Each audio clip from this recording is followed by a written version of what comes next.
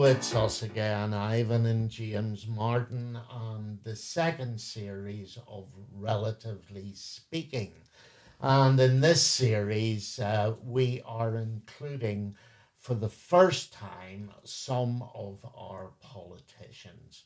And we are delighted today to have our own MP with us here on the podcast. And that, of course, is Claire Hanna.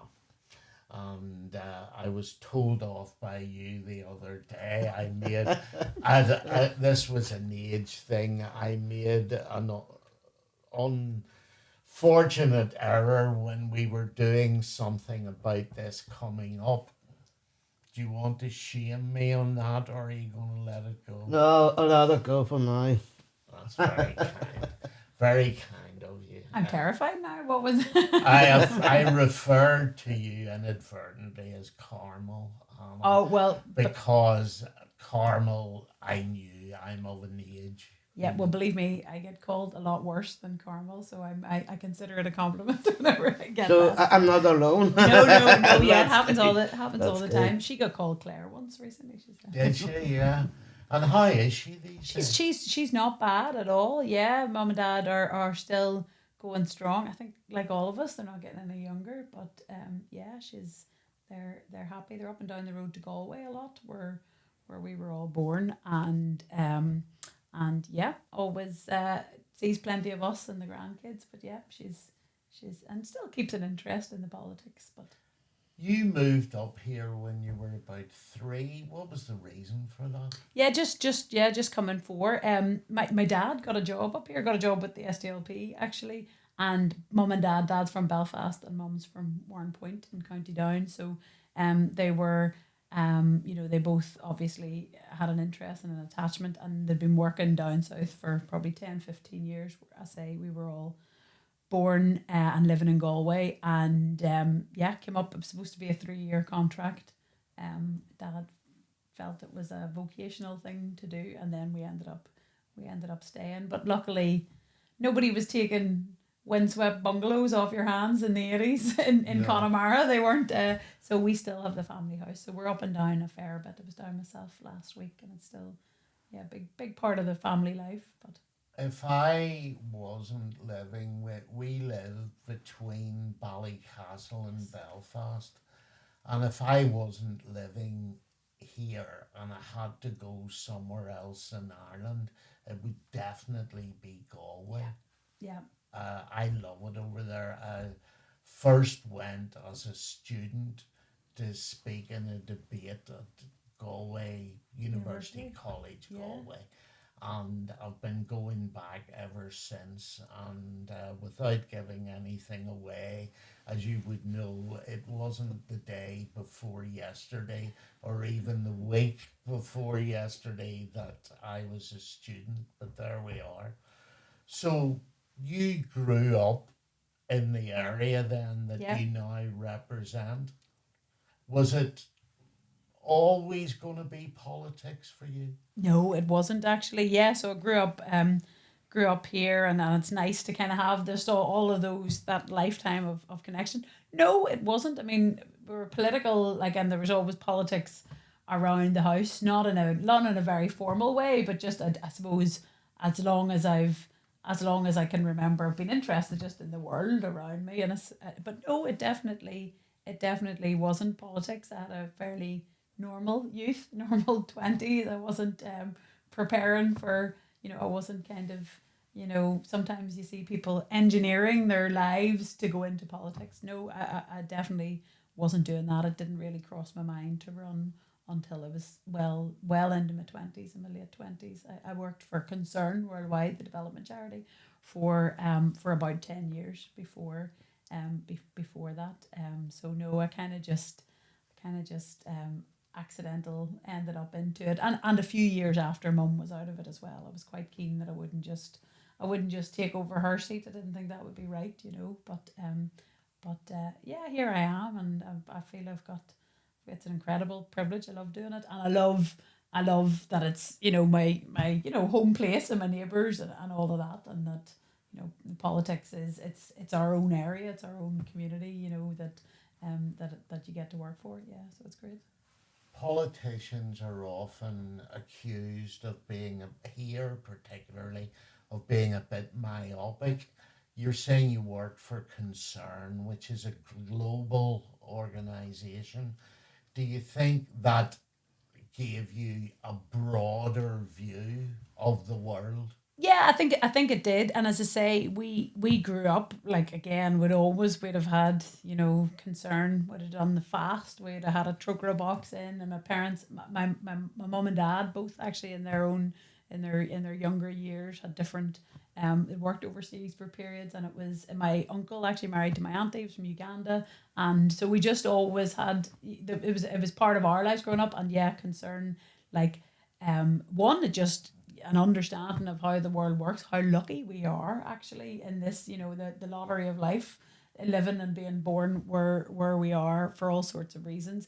And yep, you see countries coming out of conflict, countries dealing with incredible challenges and doing it and getting on with it, and that everybody has their difficulties. And yeah, I think it was great for perspective, and it probably is one of the reasons why I get so frustrated when we don't grab the opportunities that we have. When you see the situations other people are living in, and the relative advantage we have here. So yeah, real perspective, and I've always just, I suppose it's always been a big part of my worldview, for want of a better word. Yeah. How was that like for you? Was it different, or was it just really nice to be involved within your community? How did that really come about? Yeah, do you know, like whenever for moving up, I was really young, so I didn't have to. My older siblings had to navigate going to a new school and running about with their wee Galway accents and all that.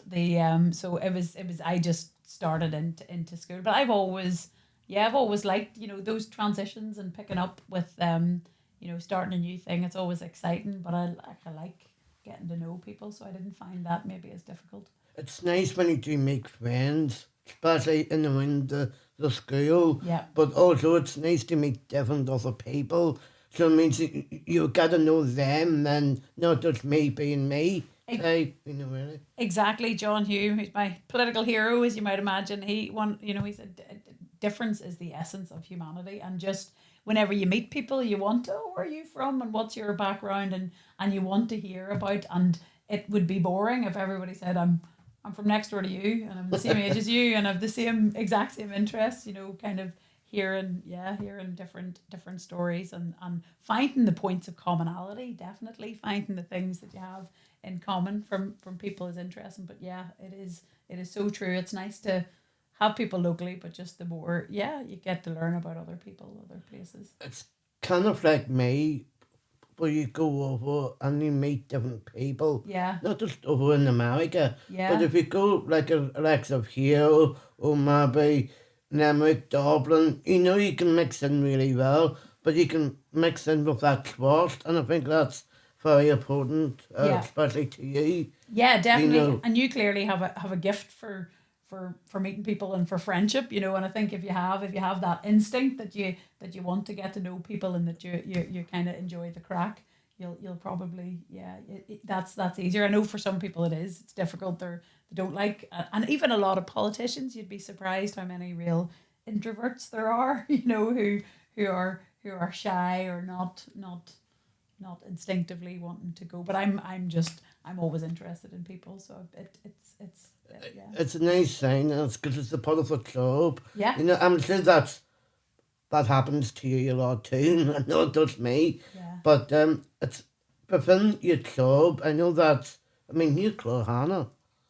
So I mean, it's nice just to have your name out there.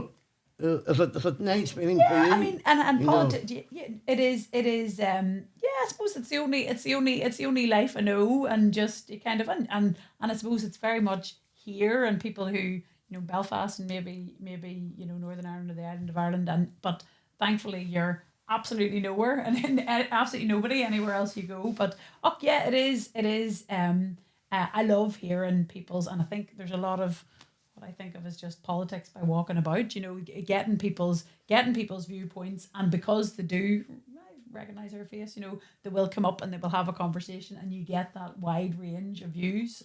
So, and I think a big part of a politician's job is to try and sort of weave all that together, the different things that people are thinking, the different interests and needs they have, the different kind of expert analysis you get, and our job is to try and sort of, as best you can, stitch it all together in something that works for people. And that is a wee bit easier if people kind of recognize you, they'll come up and chat, and you get a really broad range of info. Because that's amazing.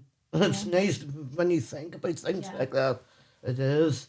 But it's just all about, mixing really well, but also, that story very well. Yeah. You probably find that as well. You can probably go nowhere now, do you? And people Trust me, I never got have you got your Oscar with you? And something like that? Yeah. I just always stood down with that, the Oscar, but like, you don't feel any different, it's, as long as we do nothing now on the pride, that's the main thing. Yeah. But I'm sure that will come for you as well in time. The strange noise that you may have picked up in the background is the dog is here and asleep, and she's obviously dreaming. So hence the little yelps. It was quite a content noise, but I'm glad you clarified that it wasn't any of us.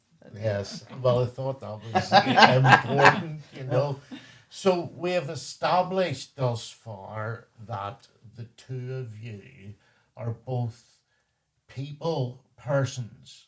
You both like that. Nobody is better at work in a room than you. Yes, I do walk around, but sometimes you do that, and sometimes you get people doing this. Yeah.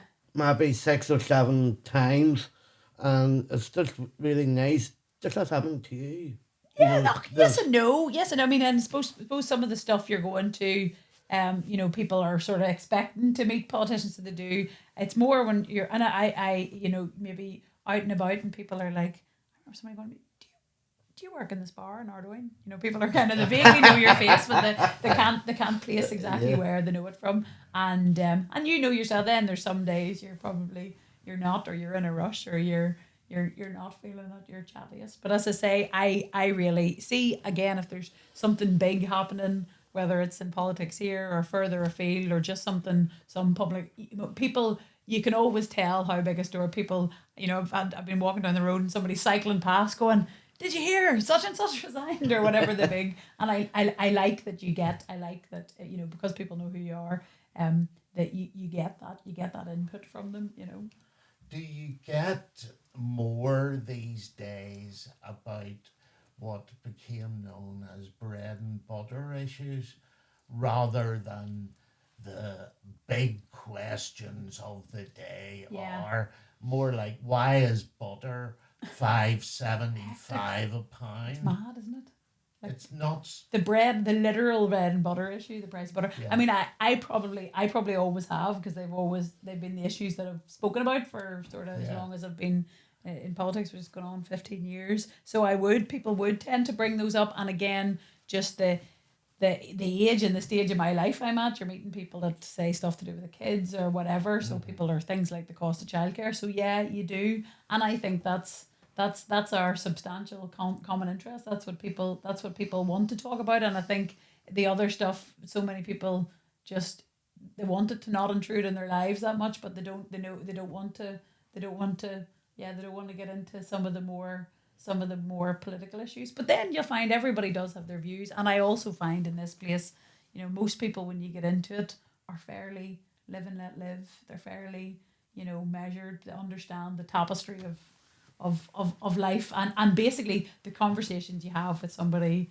in the queue at the supermarket are very different to the conversations you have with somebody in the chamber at Westminster, or on some of the radio programs. I think people aren't as forceful in everyday life. Now then, the intersection of that is the internet, whereas a lot of the time people talk, and that, I have to say, has gone out the window as somewhere useful to chat with people. I mean, it's is Malcolm Brody used to call it punters with typewriters. Hunters with But typewriters. Maybe a typewriter, it would have to be a bit more measured, but gosh, yeah. I mean, Yeah. if you look at politics within this realm, you have been in Belfast City Council, you've been an MLA, and you're a Westminster MP. Now, the days when you could have done all three have gone. I have mixed views on that, but uh, the you've sort of built up to being in the big arena where you are now, and it is refreshing to see that you're not intimidated by it. You get up on your hind legs and you make your point. uh, do did you have a bit more nervousness, a bit more anxiety about getting in and putting your foot in the water there than you did previously? I did, yeah, definitely. I think and I was never a big, even right up until I was an MP. I've never a big, I didn't tune in every week to watch PMQs, and I didn't. What when I first of all was a councillor, then an MLA, and then I'm always nervous about the procedures and the policy, because you can't just rock up and go, today I want to talk about, I want to talk about, your success. You can't, you have to fit what you want to say into the agenda. I think people go, here, could you ask a question this week about such and such? You have to, a lot of the sort of the experience and skill is finding about, what's the moment I can make my point, or how do I wedge my point into this debate that's already going on. But yeah, I remember being pretty nervous at the start when I was a councillor. I actually didn't open my mouth for the first year that I was a councillor. Barely. I would have in committees, but I was so nervous and I was so scared that I would stand up and somebody would go, standing order 14.3, you can't, I was so nervous I would fall foul of the rules.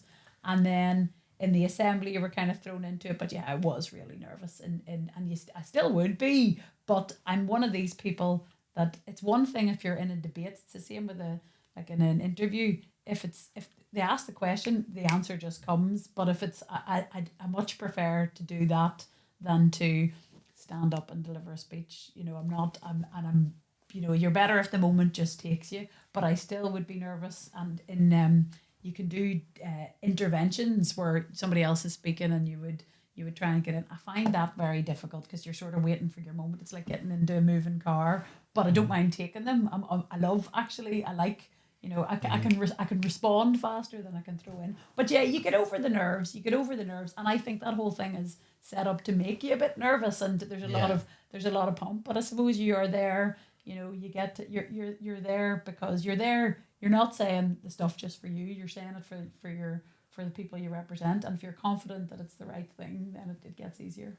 So you enjoy the cut and thrust? I probably, I don't mind it. I know the first couple of years that I was there and we were dealing with all the Brexit stuff, and there was a lot more debate and back and forth. There's a bit less of that. Each parliament is slightly different, especially because the UK government, the Labour Party, have such a big majority and there's loads of new MPs. But I do remember, I think people used to, the first couple of years, first year that I was there, you would get the interventions, and quite often it would be fairly pompous Tories a lot of the time, and they would have their views about Brexit, and quite a few that would throw the question out and you'd be straight back with the answer, and they didn't ask again. I think they were. Yeah. I think Northern Irish MPs and Northern Irish politicians tend to be a bit more versed because it's a smaller arena. You do more debates. You speak more. Whereas if you're one of a party of 400, you're probably not on your feet that often, and you're not used to maybe. So yeah. I like debate and conversation more than I like the kind of speechifying, which it just never feels natural to me. It was interesting you mentioned there the Labour majority, which is huge, and really they should just be sailing through the water with a majority of that size. But looking on from the outside and some of the very recent things, they seem to be not perhaps managing it as well as you would have thought. Because, I mean, they had a narrow squeak recently where they set aside everything for a week to make sure they won a vote. Yeah. When they were elected just over a year ago, you would never have thought they would be in that position. Totally, and I think you're right. I think you're right. It is. It's not managing it right, and it's not talking about it right. I mean, I'm not in the Labour Party, and don't speak for them, and I'm therefore not part of their management. We are in the same tradition as the Labour Party, and I would obviously be closer to them than the last government. But we've never take the whip, as the phrase goes. We vote our own way, and actually have voted our own way differently over the years, but quite a lot over the last year in particular. So I think, yeah, they're not. I think a big part of it's making people feel part of a team and respected and listened to, and I get the sense they're probably not doing enough of that. Albeit the challenge is mad and massive, and I get that they've got a terrible economy to deal with, and they've got a lot of an unbelievably turbulent time internationally. But the other thing is, and it goes back to some of the stuff that we were talking about social media and interaction. I suppose each MP is a wee bit more aware that you are the MP for South Belfast, or you're the MP for South Swansea, or whatever. Your job isn't to do what the party tells you. Your job is to do what your constituents want. And I think people are probably there's less place to hide. If you vote in a way that your constituents don't like. Maybe 20 years ago, when the MP lived in London 6 days a week and only came up on a Saturday, that would be fine. But if you're in the community and people can reach you through social media and all of that, you are a lot more accountable to the people. And I think that's good. You're a lot more accountable. So I think MPs are going, why would I do the thing that I know is bad for my constituents? And I don't know how I'm going to explain this to them, so maybe I'm not going to do it. And people are voting with their own gut instincts a little bit more than with the party whip. Claire Hanna, public figure, well-known face, we know that. But apart from the public side of it, people don't really know a lot about you. Is that deliberate? Does it come from growing up in a household where you had public representatives and you want to keep family and work separate, or what is it? No, and I know, like, I've three girls, 8 and 11 and 13, and probably when they were smaller, and they would have been, just because you're going about your, and actually I was expecting when I was first elected, and my first daughter was born whenever I was a councillor for about 5 or 6 months. So those two big periods of my life, being an elected life and being a mum, have been the same time. And the girls would have been with me at everything. Many's a meeting. I'm expecting them, their first words to be town planning or something. They were dragged to that many meetings.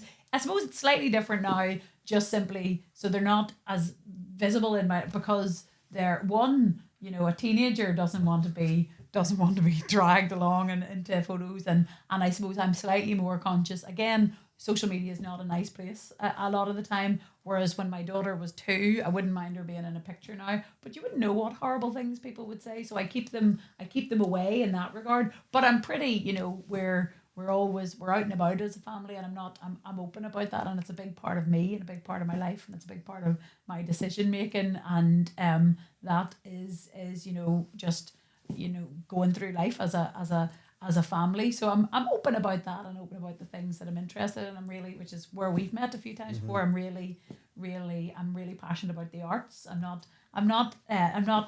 don't have a talent in that regard, but I really enjoy it. So, and I'd be out and about. So you're public enough about the other sides of your life. But yeah, it is nice to have it's nice to have people in your life and things in your life that aren't about politics, and that they're not based on you being a politician. So and family life's probably one of those things. But yeah. We were pleased, weren't we, whenever Claire turned up at the public unveiling of the mural. Yeah. Yes. I Yeah. was actually really glad to see you because I wasn't expecting that to happen. No. But it was actually really nice for you to come. But like it's funny how when you have surprises like that, Yeah. you feel like, oh, right, if I am coming now, but not just having that up on the wall, but it's really nice to know when your own politician supports on what you do, and I think that's really nice. Yeah, I You mean, you in know, particular, you just we're so proud of you and so proud of all that you've achieved. But I think the art, it is, I say this all the time, it is the organic shared space. You know, it has always, for all times, been a place where, everybody of every background mixed together in a completely unself conscious way. And it, I find we are so lucky to be at the time. There's so many books, incredible, like novelists and stuff that we have. So many books, films, plays, music about our yeah. place and about this time. It's so nice to be able to read so much and watch so much stuff. Like if you could live somewhere, I don't know, if you lived in, I don't know, Swansea or something. I don't know if people are writing a load of books about it. I love that you get to have our sense of the world interpreted in the arts all the time. I think is a real You privilege. know the way when other people, well, I would get this a lot to myself, but I don't know what it's like for you. And a lot of people might say watching TV is very easy. Yeah. I'm like, it's not that easy because you go to so many different places. Yeah, you're right. There's a yeah. You can't just be like in one area. You have to be in another area to just to figure out who you really are. You're right, and you're keeping You along. know, And do you know as well? And we used to, and I sometimes said to my kids, especially in the summer, "Come on, get off the sofa. Stop watching that TV." But actually, we're in a golden age. There's so much really, really good TV, and then the fact that you can watch what you want when you want. But you're right. We're learning about other worlds. Your people are keeping up with incredibly complicated plot lines through TV series. It is it's not as sort of chewing gummy as people I used to think TV was. I kind of longed when you film and now it's goodbye Yeah, and it's been a very good success. There was no doubt about yeah, that. But it makes people laugh because that's what they want yeah, to make people laugh. And also, you see, it's always repeats another same yeah, thing on TV, and you want to make something different yeah. just to let people realise that you're the main person to watch. Absolutely. And also, you can make people laugh, and there's loads of really, but you can also, and an Irish Goodbye is a really good example of this. As the cliche goes, make you cry as well. That just people, it makes you Yeah, feel emotions, real emotions, and that you can to do something. That's why it's been so successful.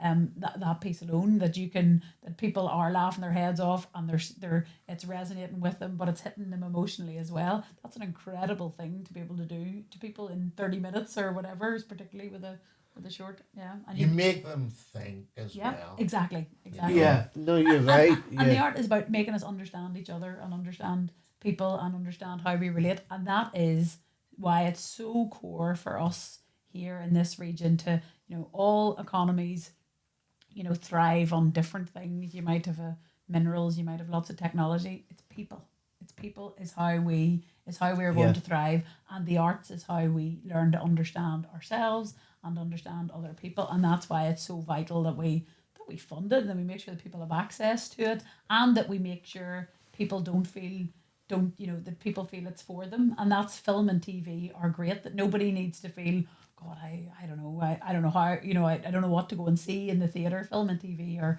and books are so accessible And for it's everybody. different. Yeah, It's different for that, yeah. isn't it?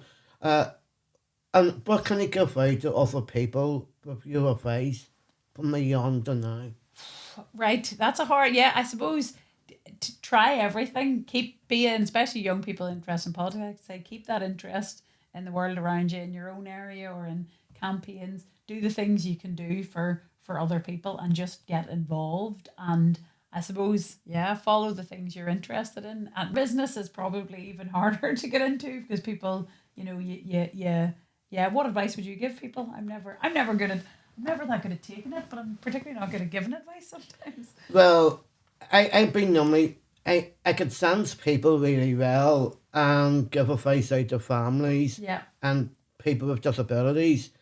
But it's just really, I would say, like follow your dreams Yeah.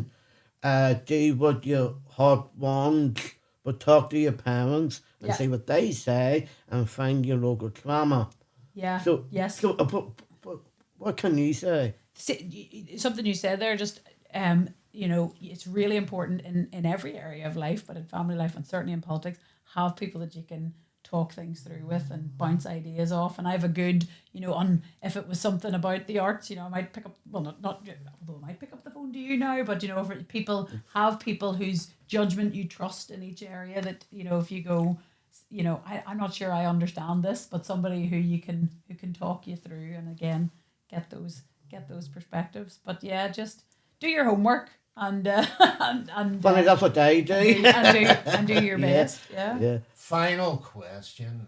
Are you enjoying life? Yeah, I am enjoying life. I mean, it feels so tried to say, but it's a real privilege to do the job I do, to have the opportunity to, speak for people and to try. I get really frustrated about the pace of change here in the politics, but yeah, no, and I enjoy life as well. I get an enormous, happiness out of family and kids. I love this time of year. We do a load of camping. I was in Castlewellan at the weekend, and you go, God, can life get better? And sitting out, looking out in a lovely view, doing your barbecue and all that. So yeah, no, I am enjoying life. I do, without getting the serious stuff. I think we've a great thing here, but it could be better.